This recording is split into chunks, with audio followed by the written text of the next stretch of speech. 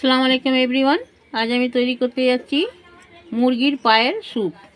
তো এইখানে আমি 4টে পা নিয়েছি, ভালো করে গরম জল থেকে ধুয়ে পরিষ্কার করে রেখেছি। এইখানে আমি কিছুটা জল দিয়ে দেবো, স্বাদ মতো লবণ দেবো, আদা রসুনের পেস্ট দেবো, গোলমরিচের গুঁড়ো দেবো। আমি বিনস গাজর লম্বা লম্বা করে কেটে রেখেছি এরকম শেপে, এটা আমি এইগুলো দিয়ে দেবো। সবগুলো একসঙ্গে মিক্স করে দেবো।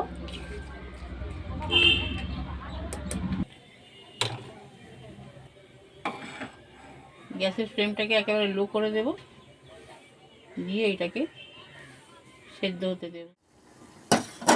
এখানে স্যুপটা আমার হয়ে গেছে, সবজিটাও সেদ্ধ হয়ে গেছে, আর এই মুরগির পাটাও ভালোভাবে গলে গেছে। এখানে আমি 1/2 চামচ অ্যারারুট গোলাটা দিয়ে দেবো। এখানে আমি কোনো ডিম দেবো না, কিছু দেবো না, আর এতে কিছুই যাবে না। স্যুপটা আমার রেডি। শীতকালে এই গরমা গরম স্যুপ খেতে দারুণ লাগে বন্ধুরা। এই চিকেন পায়া স্যুপটা যদি আপনাদের ভালো লাগে রেসিপিটা, আর ইউটিউব থেকে দেখলে পারে, আমার চ্যানেলে নতুন হয়ে থাকলে আমার চ্যানেলটিকে সাবস্ক্রাইব করবেন, লাইক কমেন্ট শেয়ার করবেন।